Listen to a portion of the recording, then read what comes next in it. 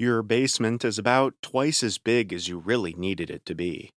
So, over the years, about half of the contents became things that were just sitting in their own underground purgatory.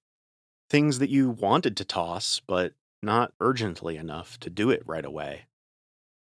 After the flood, though, you have no choice but to sort through what's junk and what's not junk, what's salvageable and what's not, or the things you'd been wanting to get rid of but hadn't been able to make yourself dispose of just yet. Chief among them was the crib, shoved into the very back corner. It was one of the first things you'd put into basement purgatory.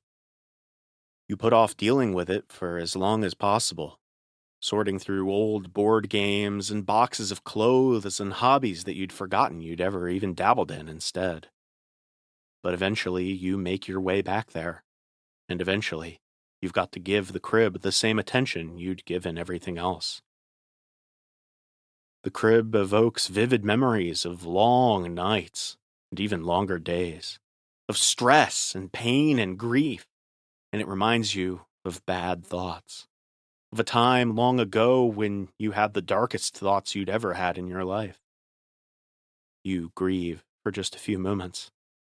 Then you pick up the phone and you call one of the few numbers that you have memorized by heart, and you mask the sadness in your voice instantly, a skill you'd had to learn fast in the early days of motherhood.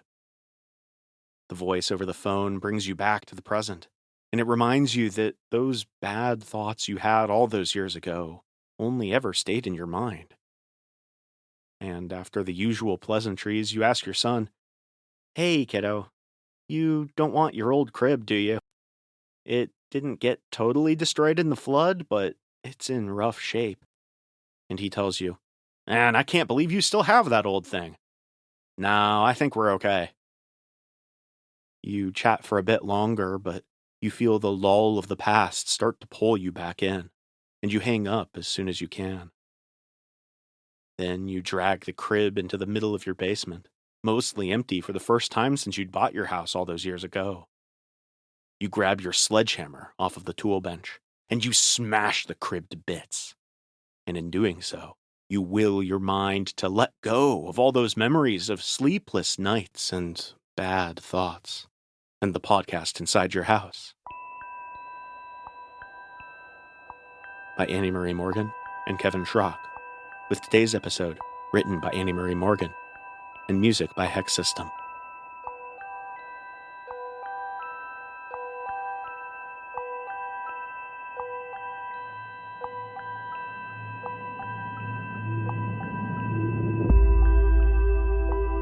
Season 3, Episode 15, Tourists at the Trapezoid.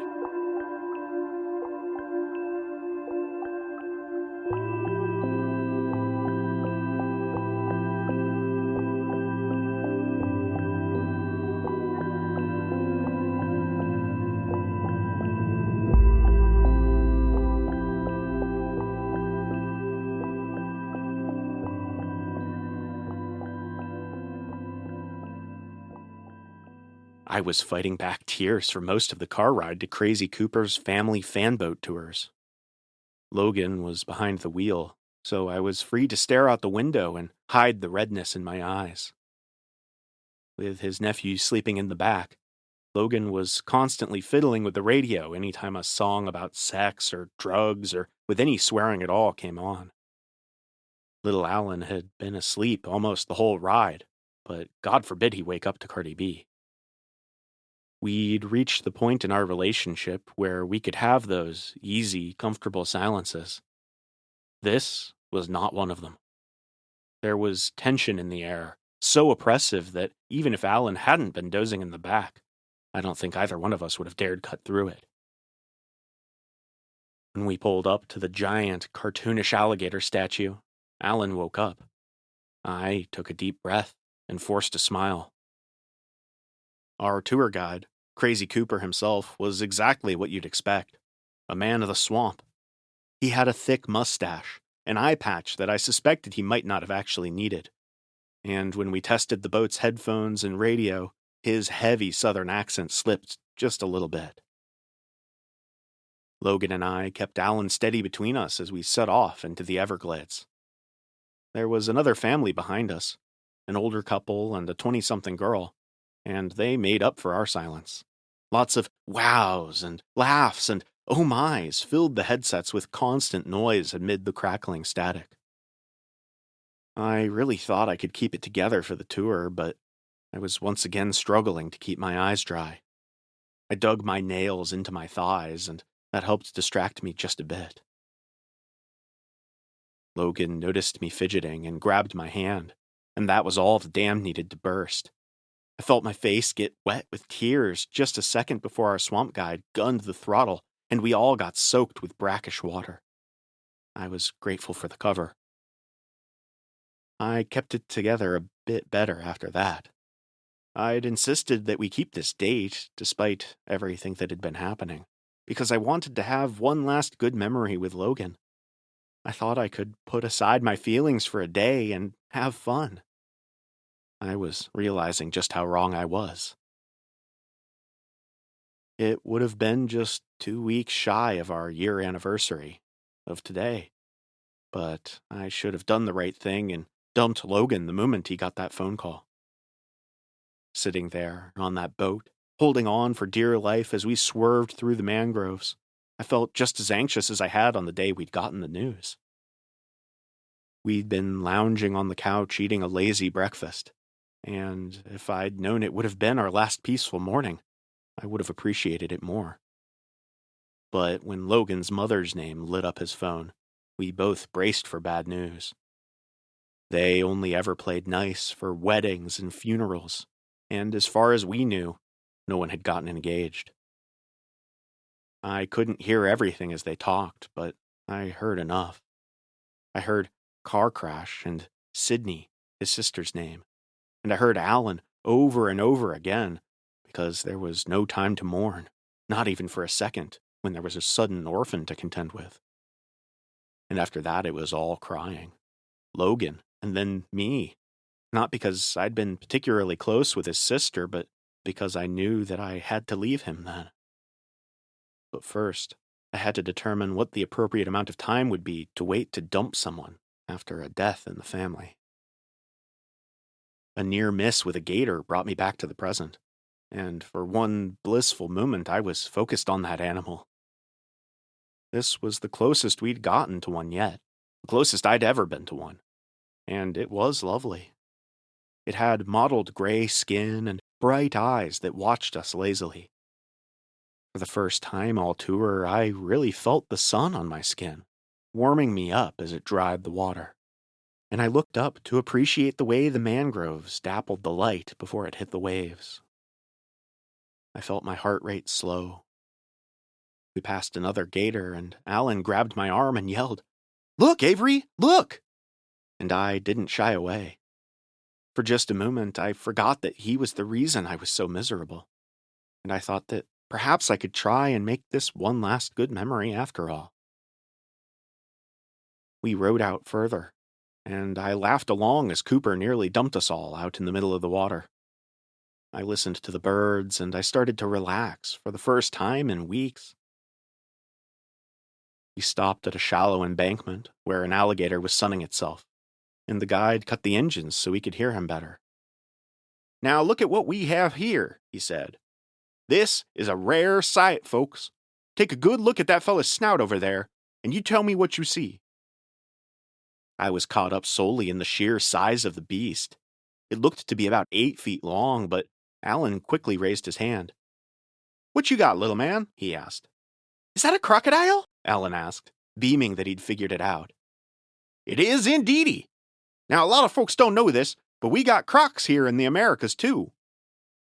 Now that I knew to look for a difference, the beast had a narrower snout, a jagged jawline, and eyes that clung closer to the skull. It looked somehow even more prehistoric than the alligators did. "See, the gators are like deer. You leave them alone, and they'll leave you alone. But crocs?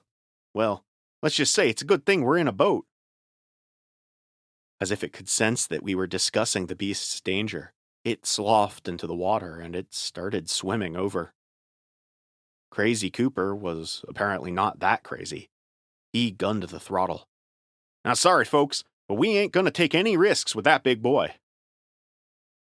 As we sped away, I heard a strange noise come over the radio, like a long, low whine. But as it grew louder, I realized it wasn't coming from the radio at all. It was coming from all around us. Cooper heard it too, and he slowed to a stop. I took off my headphones, and Logan followed suit. And all around us, drowning out the idling engine and the birds and the splashing of the water, was the deafening call of a siren. It sounded like a tornado siren, but I was pretty sure you didn't have those in Florida. And though I hadn't lived here long, I was pretty sure it was the off-season for hurricanes, too. And either way, making the call even more eerie was the perfect cloudless sky above us. "What's going on?" Logan asked. "Now that's a good question," Cooper said, his accent mostly gone. His ever-present smile was completely gone. He looked almost sad rather than confused, and in a gesture that I'm sure surprised no one, he took off his eye patch. As it dangled, the sunlight passed through it, betraying its translucency. His radio crackled to life, and he turned it down instantly. "I'm 27 minutes out," a staticky voice said. After a pause, another said, "I'm 13 minutes away, maybe 10 if I gun it." And I saw Cooper tapping on his cell phone impatiently, like he was anxious to see how long it would take us to get back. More voices checked in, giving anywhere from 45 to 10 minutes. I thought at first that they were other tour guides checking in, but there was no way there were that many. My mind swirled with horrible possibilities. Was there some kind of environmental disaster nearby? A plane crash? Some freakish off-season hurricane? Finally, it was Cooper's turn to speak. He stared at his phone and he hesitated. But when no one else chimed in, he pressed the button on his walkie, and he said, "I'm 5 minutes out. I'm on my way." My nerves settled, and I wondered why he hadn't just gunned it when he heard the sirens if we were that close to being back at base. Cooper put his headset back on and gestured for us to do the same, and then he sped off. Logan squeezed my hand briefly, then dropped it to put a hand over Alan's shoulder. As we skimmed across the water, I alternated between scanning the water for animals and scanning the sky for danger. Whatever the sirens were signaling, be it storm, eco-disaster, or, God forbid, some kind of military attack, I felt like whatever it was going to come from the sky. I kept my eyes on the blue above until we were completely stopped. But when I finally turned my gaze back down to Earth, I found that we were not back at the tour dock at all. We were somewhere new. We'd come to a small island in the swamp. It was covered in overgrown, grassy weeds that would have given me pause on their solidity, if not for the massive structure that sat on top of them. It was dark brown and made of corrugated metal. It was about the size of a house, but it had no visible doors or windows. And the shape was odd. It was just one long rectangle, but sloped on two sides. Logan and I took off our headphones, and in unison we glanced back at Cooper, about to ask him what was going on. But he wasn't talking to us. He radioed to the other tour guides, or other locals, or whoever the hell he'd been talking to, and he said, "I've got the tourists at the Trapezoid." His accent had vanished completely. "Is this like a storm shelter or something?" I asked. Cooper just stared at me for a second, and then gestured for the family behind us to take off their headphones as well. And once they did, he reached into a duffel bag at his feet and pulled out a sawed-off shotgun. "Well, folks, I'm afraid this is our last stop." The father of the family behind us tried to interrupt. "Now just what the hell do you think you're—" But Cooper, who was perhaps a bit crazy after all, simply turned the rifle to the man's chest, and he stopped talking. Now I'm really sorry to have to do this. He glanced at Alan, and then to me, assuming parentage.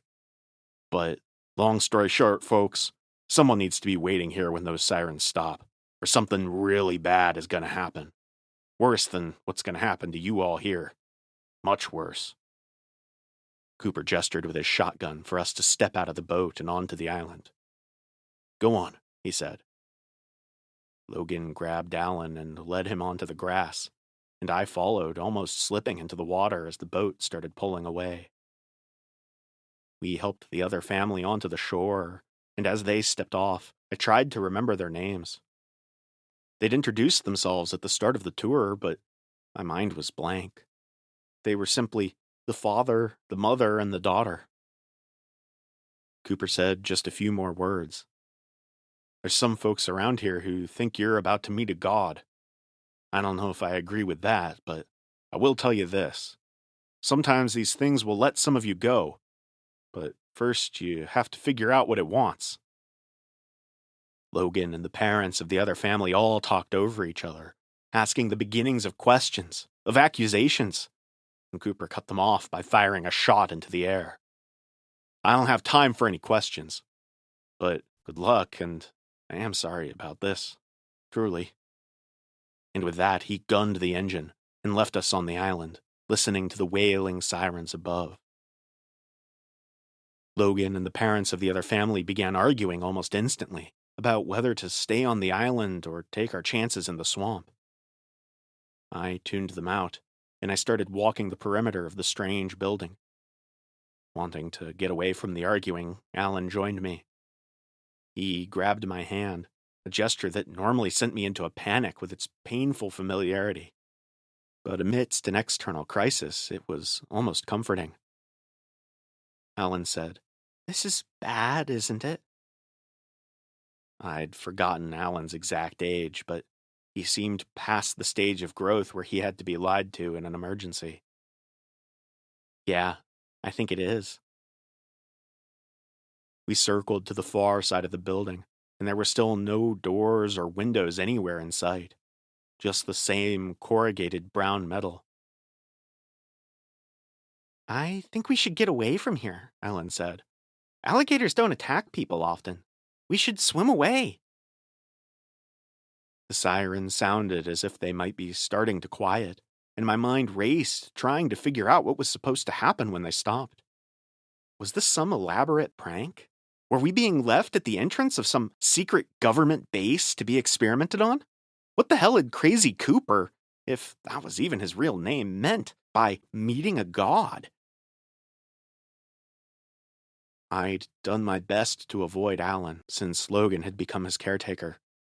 But one thing I knew without a doubt was that this boy knew a lot about animals. So if he seemed to think we had a decent chance of the gators leaving us alone, I believed him. As we circled back around, Logan and the father of the other family were still arguing. As the sirens died down, I couldn't help but laugh at the absurdity, the sheer surrealness of whatever was happening under the hot Florida sun. But then the sirens quieted enough to hear another noise start up. The noise was coming from within the trapezoid, and it sounded almost like a massive computer booting up. There was a loud whirring, intercut with small beeps. And then, as the sirens silenced completely, another noise joined it. That of metal creaking and unseen machinery grinding and whirring. At long last, the anomaly I'd been watching the skies for appeared above us. But it wasn't a storm or a missile or a cloud of toxic chemicals. It was the ceiling of the trapezoid opening, the flaps raising high up to split the structure down the middle. Just as the strange noises of the trapezoid had replaced the sirens above, a sound from within the structure itself began to overtake the metallic shifting as the flaps came to a halt. A noise that sounded like the chatter of thousands of birds all at once erupted.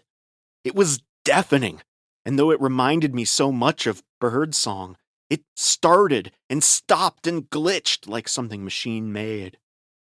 And then a cry sang out that dwarfed them all, a shriek so sharp and hideous that we covered our ears.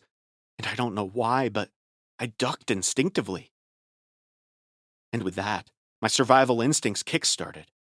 I grabbed Logan and Alan's hands and pulled them toward the water. I'd take my chances in the swamp over dealing with whatever was about to emerge from the trapezoid. The family followed us, and together we all plunged into the swamp. For just a second, I felt the instant relief that came with diving under the water. The cool escape from the burning sun. The weightlessness. Then we surfaced, and our splashing shattered the blue reflection of the sky to reveal the orange water underneath. We all swam at different paces, the mother and daughter outpacing the rest of us, clearly practiced swimmers.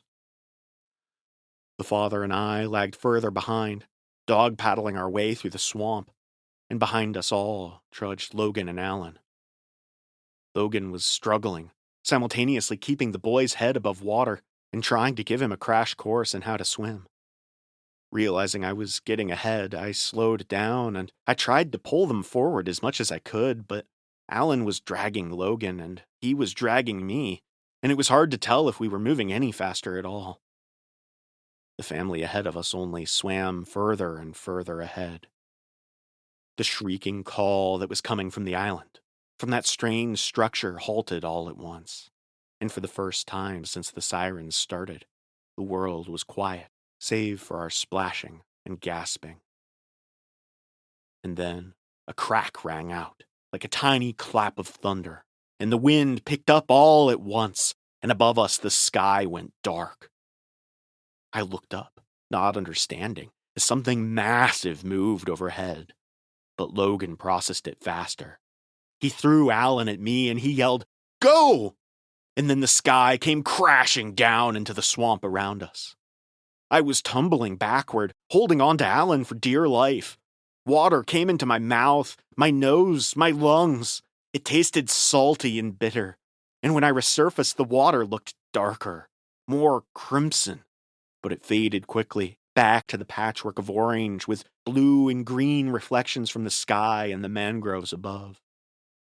As I choked and coughed, I stared at the water, and I realized that the cool reflections on the waves were broken up by more than just glimpses below. Up in the sky, perched on a tree above us, was a monster. Its head looked not unlike the crocodile we'd seen. But just as the crocodile had made the alligators look almost friendly in comparison, this thing made the crocodile look tame. Its face was rough and scaly, but rather than a brown or gray, it was pale, almost blue on the face and neck. As it turned its head, long black bristles coming from its spine bounced around like matted stringy hair. Its eyes were dark, nearly black, and its arms were strange, wrinkled and stubby, with long claws that dripped red down its body. And for a second, I watched what was happening in abstract. Dark blood bubbled down pale, scaly flesh, turning the water below it red. Crunches and cracks echoed across the water. A bright blue shirt slowly turned crimson, and fleshy membranes shuffled around as the creature gorged itself. By the time I realized what I was actually seeing, by the time I realized that Logan was dead, I was already swimming away. I looked back just long enough to confirm my eyes weren't playing tricks on me, that what I was seeing was actually happening, and I saw the beast stretch out one of its stubby arms to catch a piece of falling flesh. I saw the wrinkled flesh smooth out into a massive wing. By the time we'd gotten far enough away for me to think, the family, the strangers, were almost out of our sight. But as they grew tired, Alan and I caught up. He'd figured out a serviceable dog paddle, enough not to go under, and I tried my hand at the overhand swimming I hadn't done since high school gym class. I processed the news of Logan's death just enough to understand it and to compartmentalize it, a skill I'd perfected over the years. There was no time for grief when there was a sudden orphan to contend with, and, on top of that, a monster in the watery woods. We caught up to the family, and they were talking about what we'd just seen, what the monster was. They were speculating about gods and radioactive waste and long lost dinosaurs. And I swam along, listening. With doting on Alan, showing him how to swim better, I didn't have the breath to think about anything beyond keeping my head above water. Eventually, Alan was too tired to keep up, and I had to drag him. We both lagged behind the others, and finally I spoke up. "Could one of you guys help me with him?" The family all looked at each other, the daughter offended at the suggestion, the mother vaguely pitying, and the father not making any visible expression. He was in survival mode, just as I was. "You've got this, sweetheart," the mother said. "We're not going to carry your kid for you." I didn't respond, and they kept swimming. It became clear that they'd tolerate me if I could keep up, but if I couldn't, we were on our own. I thought about swimming off on our own anyway, just to get it over with. Anger had always cut through my focus so much more easily than sadness. But when an alligator surfaced just feet away, I decided it was best to stay with other potential sources of food. Every time a gator surfaced in our sight, no matter how far, I flinched. Likewise, every time a bird flew overhead. The white cranes and the baby blue herons reminded me so much of the monster that had killed Logan. Anytime I felt tears threaten to spill or my throat tighten up, I reminded myself that we needed to survive, and I pushed those feelings down further and further. The gators we saw were mostly small, and they left us alone until we turned a tangled bed in the swamp and came face to face with the head of a truly massive specimen. The water was clear enough to see part of its body beneath the surface. If it wanted to attack us, we stood no chance. Something splashed into the water behind me, and a quick glance revealed two baby alligators swimming quickly away. I turned back around just in time to see the massive alligator in front of us swish its tail and charge forward. I pushed back as far as I could to the mangrove roots behind me. I covered Alan's face with my arm, and I closed my eyes. The water turned to rapids around us, and I braced myself for gnashing teeth, for death. But it didn't come. I opened my eyes and saw the alligator behind us now. It was chomping and shaking, with a tiny scaly tail being pulled into its maw. It had chosen easier prey than us. We all kept on in silence, a stretch of shallow water allowing us to walk, which was still grueling in the water, but less so than swimming. As I teetered on the edge of exhaustion, I contemplated the casual cannibalism we'd seen, and how much easier it would be to swim, to wade, if I was only carrying myself. But before those thoughts could get too loud, we came upon an oasis in the swamp, a small, grassy island like the one the Trapezoid had been on, only this one was empty. We all climbed ashore, and I realized just how close we'd cut it to nightfall. The golden rays of sunset were catching on the very tops of the grassy weeds. Then they were off our island altogether. The sunbeams climbed up the trees within minutes until every trace of gold was gone, and we were left in the indigo twilight. The family fell asleep in the middle of the island, and Alan and I slept closer to the edge. The peril we were in activated some long-forgotten programming in my brain to sleep while I could, no matter what, and I was out like a light. In what felt like the span of a single blink, I was awake again, and I knew instinctively not to move when danger was nearby. My mind raced, processing the monster, the swamp, Logan, and I stayed perfectly still because my brain had woken me up for a reason, which soon became apparent. The family beside us were talking in low voices. I heard the mother's voice in a hoarse whisper say, "It's probably better this way. I mean, with parents that young, What kind of future is that boy going to have anyway? The father said, "We'll wait until we see it again, though. Don't want to be hasty." The mother asked, "How will you do it?" The father replied, "Don't worry about that, honey." The daughter, either asleep or silently agreeing, said nothing. I waited until they'd been quiet for a long time, until I felt the sun start warming my eyelids. Then I opened them and made a loud show of yawning and stretching awake. The family greeted us with the barest of pleasantries, which I returned. Little Alan, wide awake, as I suspected he had been for some time, said nothing. We decided to stay on the island as long as we could. If help was coming, they'd be just as likely to find us there as anywhere. Though the island was sizable, enough that we could walk around a little, it felt claustrophobic, knowing that we were being plotted against. Sitting on the island, with no water and the sun beating down overhead, was nearly as exhausting as the swimming had been the previous day. In heat like this, surrounded only by brackish water, help would need to find us soon. Alan and I were sitting with our feet in the water, watching the waves, when we spotted something that didn't belong. Down a watery forest corridor, there was a pale pink shape moving towards us. It climbed like a monkey, using claws that emerged from the middle of its wings. I tapped Alan's shoulder to make sure he saw it. He nodded, and he whispered to me, "Look at its skin. It looks sunburned." As it got closer, I realized he was right.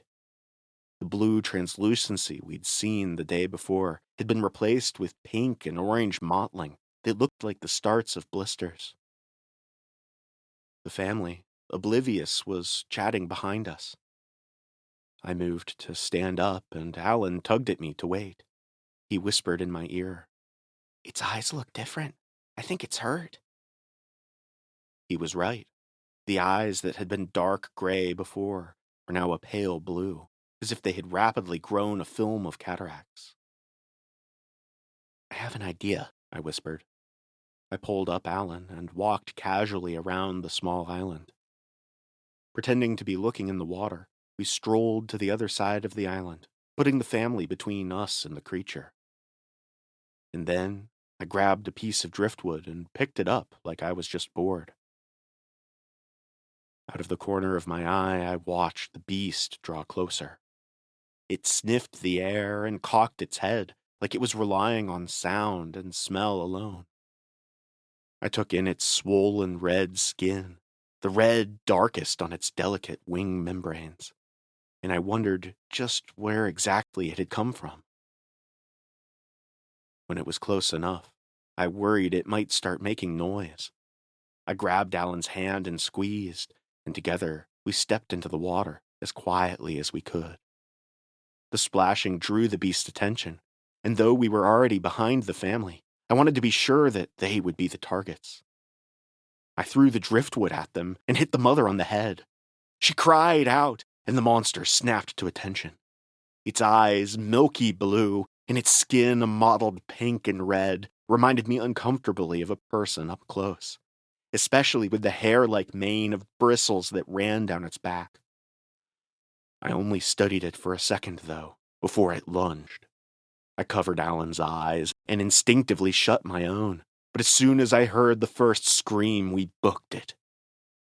He was learning to swim remarkably fast, and though we put distance between the carnage quickly, the sounds only got louder as more of the family began screaming.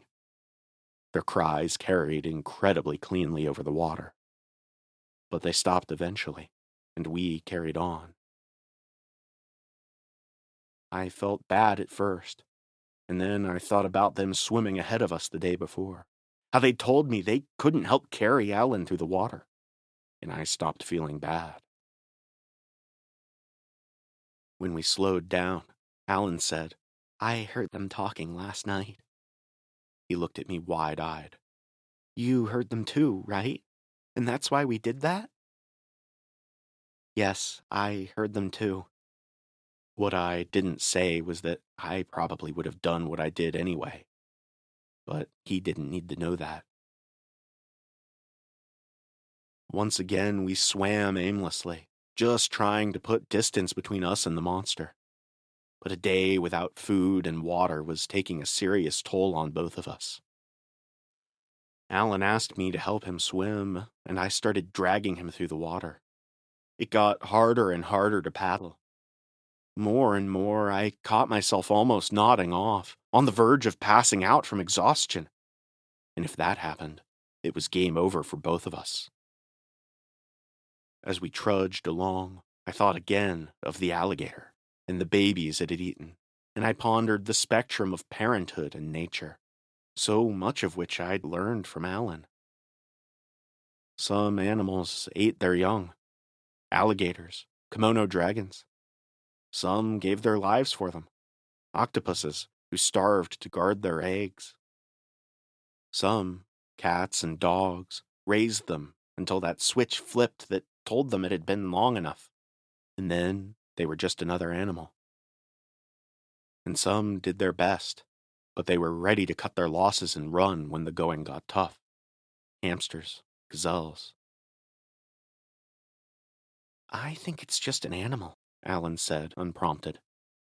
He'd been doing his own thinking about our situation. Oh yeah? I asked him. I think they brought it here from somewhere else, because he's sunburnt and he can't see. Alan started trying to paddle again, but his arms were slow. If he's just an animal, we'll be safe, because he's gotten enough to eat for a long time. He thought for a second longer before saying, He's not trying to be bad, it's just how nature is. I felt my own arms start to slow, moving even more sluggishly than Alan, dangerously sluggishly. And I pondered just how much more time I might have if I was only carrying me. A thought that had been growing louder and louder. A thought I'd always worried would win if I ever found myself in a situation like this. But I didn't let it, at least not yet, and I kept one arm in the water to steady Alan. And before those dark thoughts could get too loud, we both drew our eyes to something unusual. The trees ahead looked strange, geometric and smooth, and as we approached, I realized that there were no leaves above the strange roots. Only when we touched them and felt something even harder than the tree roots did I realize what they were. We'd come to a massive skeleton.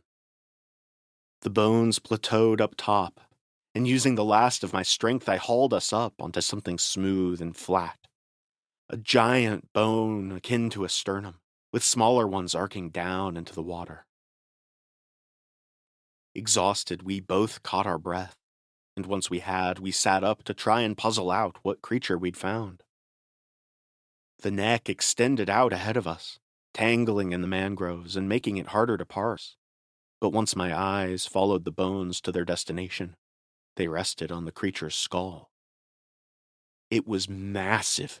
It had huge eyes and a nose hole in the top of its head. It looked like a snake skull or a lizard, but it was the size of a whale. It looked like a dragon. Hell, maybe it was. It had clearly been here for a long time. The bones were stained a little above the waterline, and small vines were starting to take over.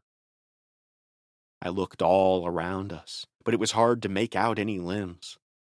The swamp had done what it could to hide this wondrous anomaly. We lay there for what felt like hours, when Alan asked, "Should we keep moving?"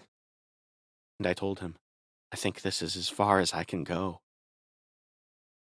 We watched the water for any sign of rescue, and the forest around us forgot about our presence. Waterbirds flew close, and gators drifted lazily past. At one point, the two intersected, and a heron was snapped up by the hungry jaws of the swamp. "Did you know birds and alligators are related?" Alan told me.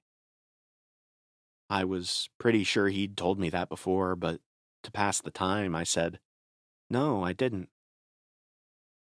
"They're both related to dinosaurs.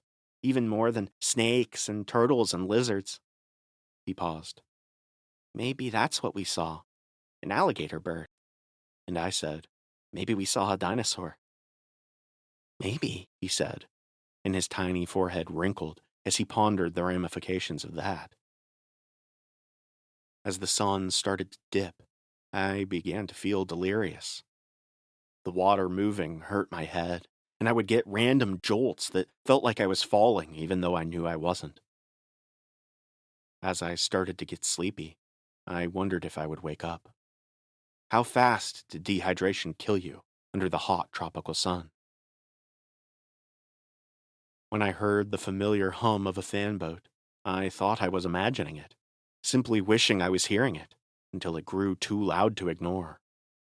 As it approached, we both went from overjoyed to anxious to scared as the driver got within range.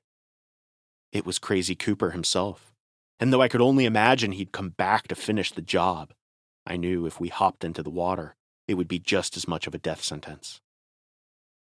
He idled next to us, and he said, "Now this is one of my favorite places in the swamp. It reminds me why we do what we do." Cooper continued casually, "Get in, guys. You made it through the day, so I'm allowed to bring you out." He waved a water bottle in our face, and together we decided that whatever fate awaited us at his hands, it would be better than dying of thirst out here. We both chugged water, and Cooper took off. Alan started to ask him questions. What was happening? Where we were going? But Cooper was evasive. He said, "I'm taking you back to shore. You all can try and talk to the police if you want, but they won't believe you." He paused. They wouldn't understand what's happening here. I didn't try and press further. We rode in silence then, but when we spotted a pale pink form climbing through the trees, I nudged Alan, and we got one last look at the monster that had hunted us. It looked to be panting, its massive chest rising and falling, and its skin was deteriorating further, red burns blooming into blood that dripped down its wings. And I felt sorry for it for just a moment. I suspected it had no more clue about what had happened here than we did. When Cooper dropped us off back at the dock, he told us to walk to the police station if we wanted. Our car, Logan's car, was gone. As I stared up at the garish, friendly alligator statue, I wondered just how many people had looked up at that stupid thing on their last day alive. We walked in a haze through the small tourist town. Back in survival mode, I decided my next move. "Do you know how to get in contact with your grandma?" I asked Alan. "Yeah, but I don't like her. She can be a real B-word." Then, as if realizing that might have gone over my head, he added, "If you know what that means." I laughed a little at that, but he wasn't going to distract me from my mission. "Okay, but do you know her phone number if you had to call her?" "Yeah, but I don't want to go live with her." He stopped walking, and he took a deep breath before he said, "Uncle Logan told me you'd already had kids, or something like that, and you didn't want any more." I pulled Alan forward, just as I had in the swamp, guiding him to the doors of the police station. "Something like that," I said. "What happened to your kids?" he asked. "I'll tell you all about it later." I coaxed him into the double doors, feeling just a hint of glorious AC. I told him, "Go on ahead. I just need a minute and I'll be right in." He hesitated, but he let go of my hand and he stepped forward. What I wanted to say but couldn't bring myself to was, "This is as far as I can go." Instead, I said, "I'll be right back."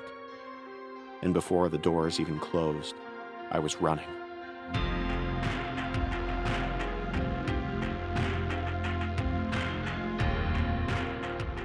Thank you for tuning in to this episode of the podcast Inside Your House. To hear every tale of terror as they're released, subscribe to our show on your podcast app or on YouTube. or follow us on Instagram, Tumblr, and Blue Sky. And until next time, remember that what happens in Florida stays in Florida.